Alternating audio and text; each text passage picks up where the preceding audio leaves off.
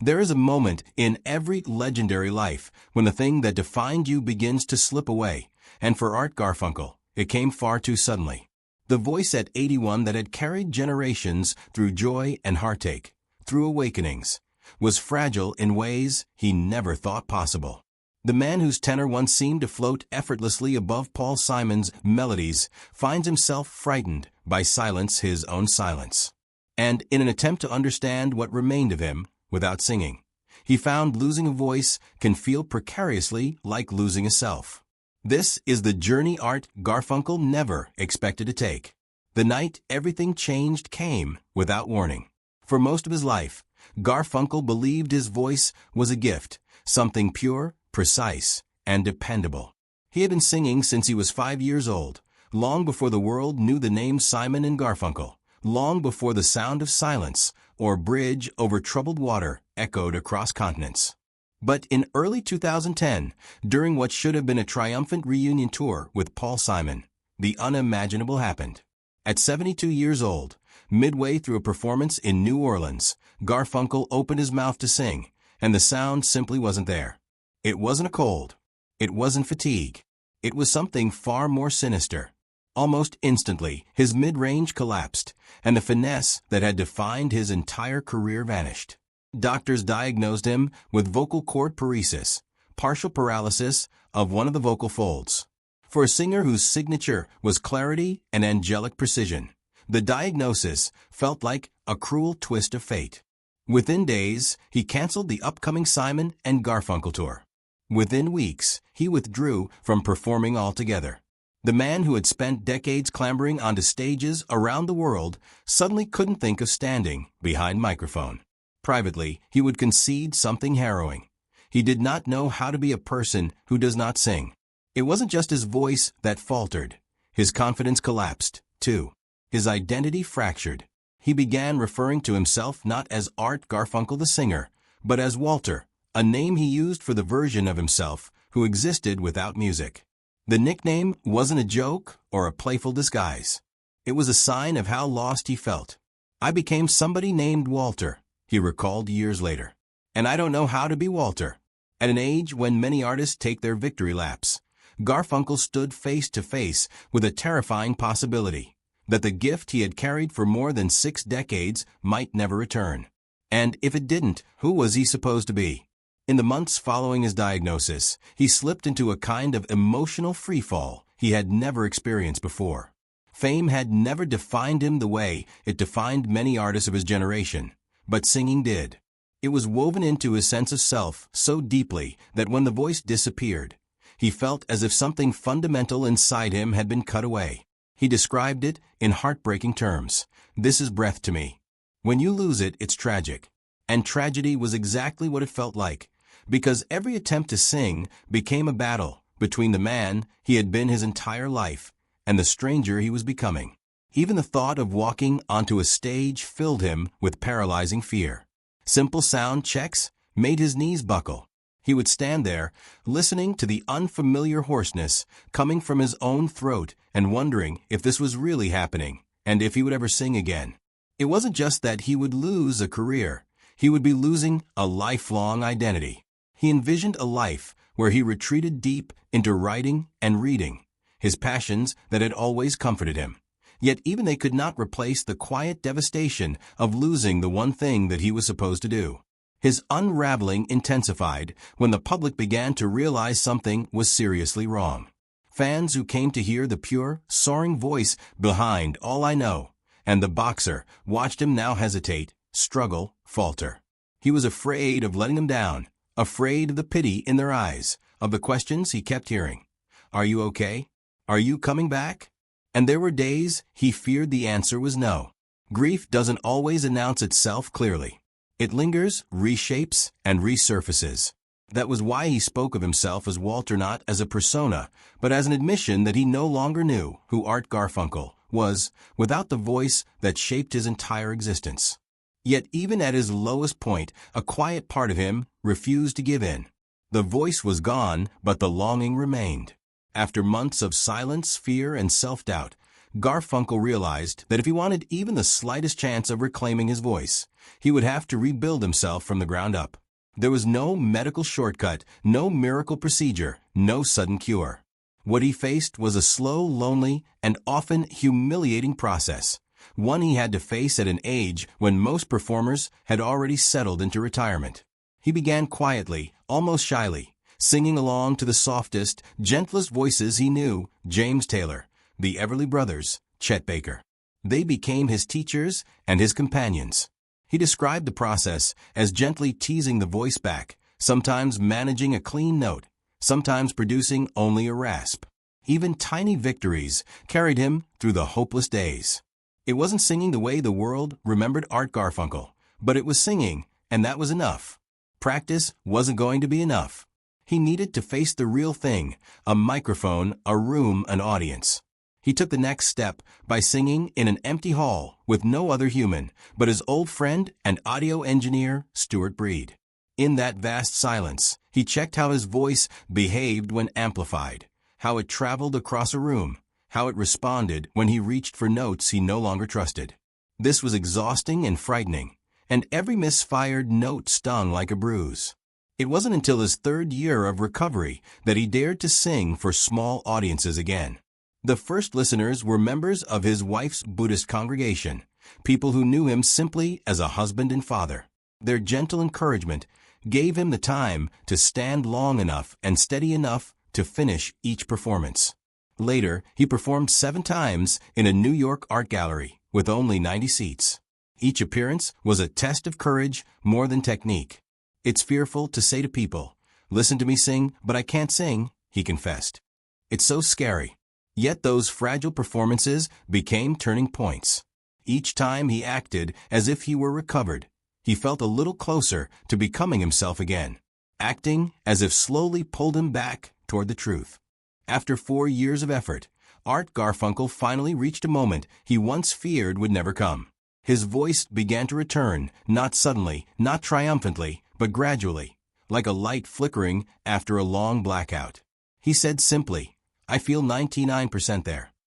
Behind those words was the relief of a man who had fought for every note. He went back to larger performances with a different understanding of what it means to sing. He made a new kind of show, one less about perfection in vocals and more about storytelling, connection, and the hard-won journey that brought him back onto the stage.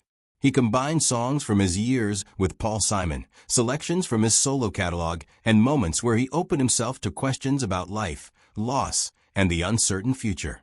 And of course, the one question he could never avoid: will Simon and Garfunkel reunite?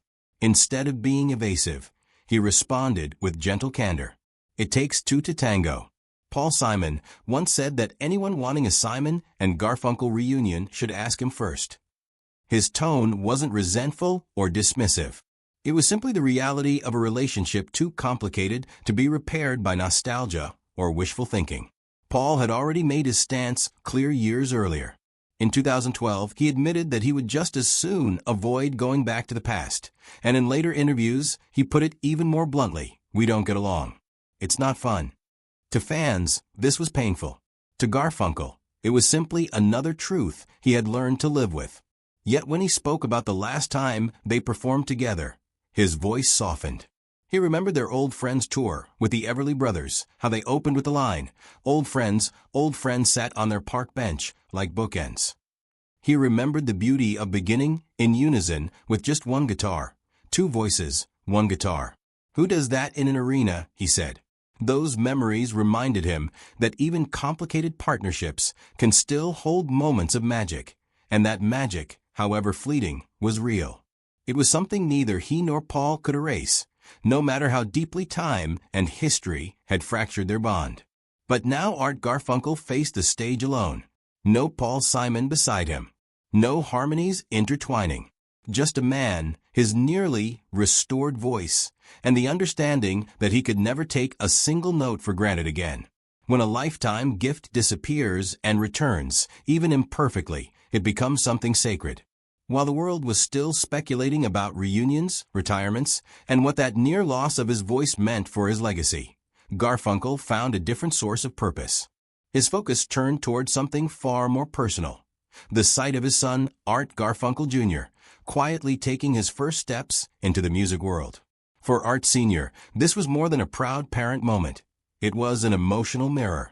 Here was a younger man who shared his name, his features, and flashes of his vocal sensitivity, stepping into an industry that had defined, blessed, and nearly destroyed him. Art Jr. had grown up in a house teeming with melody, harmony, and stories from a golden era of folk rock. Music surrounded him long before he considered performing. He inherited traces of his father's tone, but he brought a modern sensibility that made his voice distinctly his own. Unlike many second-generation performers who struggle beneath the weight of a parent's legend, Art Jr. embraced his inheritance. It didn't crush him, it propelled him. He worked in German-language pop, collaborated in classical crossover projects, and slowly built a small but sincere audience who admired him for more than just his lineage. It wasn't the stratospheric fame his father knew, but its steadiness hinted at real longevity. For Art Sr., this was a grounding experience to watch this growth. It reminded him that music did not end with his injury, the dissolution of Simon and Garfunkel, or the passing of time. It continued through a younger voice, through a new generation, through someone who had seen him at his strongest and his most vulnerable. Maybe that's why he approached his own later performances differently.